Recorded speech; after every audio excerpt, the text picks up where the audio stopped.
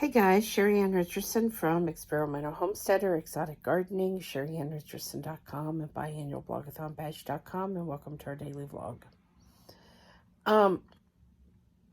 So today I got up, my arm was numb again, my right arm, all the way from my shoulder down. I had an appointment at the cancer center this afternoon. And the good news was my blood work was perfect. The bad news was, because of the Eliquis that I'm on for my heart, she didn't release me. I have to go back in a year.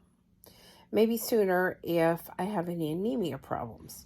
So I'm really not very happy. I've been going there since 2014, and I'm just so ready to be done. I like everybody there. Everybody's really nice. But I'm tired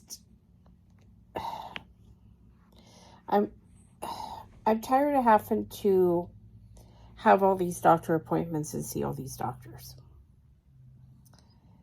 And I'm very frustrated because I guess I have to have an APAP machine. But it seems like a big runaround, and now I'm not going to know anything until Tuesday.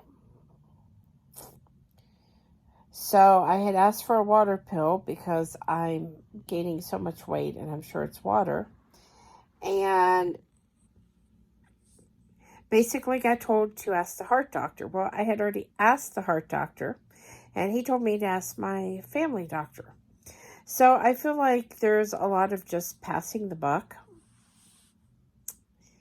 And I'm not very happy about that. I also called the insurance because of tests being denied. And the insurance says the tests were not denied, that the doctor says was denied. So, anybody's guess there. Now back to my arm, because I haven't got a satisfactory answer. And I've been having the issue for a while, and I am a little concerned about it. I did bring it up at the cancer center today with my doctor, and she thinks it's the pinched nerve in my neck. So when I talked to my family doctor this afternoon, I said what she thought it might be, and basically got told that they could send me to a surgeon. I don't think I need to go to a surgeon. I don't know much about pinched nerves, but I kind of feel like we're farming me out to all of these specialists, and the right hand don't know what the left hand is doing. And shouldn't there be an easier answer than surgery for a pinched nerve? I'm just not about that. I also think that I made up my mind today that I'm not going to have the scope that they wanted me to have because of the diverticulitis. The doctor that I have is the doctor that cut an artery on a friend of mine during her scope. So, kind of concerned about that. And I wasn't wanting to have it anyway, to be truthful with you. But I am having some pain in the belly button area. And I was sort of thinking, well, I had one before. Could it really hurt anything? Now I'm just kind of freaked out. Definitely don't think I want to go through that. So, my dad did call today, and I have made up my mind when I'm going to go down. I don't know if Jeff's going to get to go with me because of the new no vacation policy where he works. I don't know if my daughter's going to go. I was hoping, but I don't know. So I may be making the trip by myself. And I told Jeff if I did make the trip by myself, I definitely was not going to be in a hurry to come back because I want to do some other things. And if I'm driving by myself, I'm just not going to get in a hurry. I feel like I'll get down there when I get down there, and I'll get back when I get back. And I may take a happy little road trip. I don't know. We'll just have to see. I did manage to get the dog next door sheared today. Not real good. I was having so much trouble trying to hold the shears because my arm still feels kind of funny. I don't really want to say numb, but just not quite right. And I was having trouble maneuvering those shears and getting to all the different areas. Some of the fur was a little bit matted, so I used some just scissors to cut that out. It happens. Any animal that has free access to outside, when they get in something wet and then they roll around, they end up with a few mats. You know, it's not a big deal. My goats and sheep certainly had some mats on them. And, you know, it just is what it is.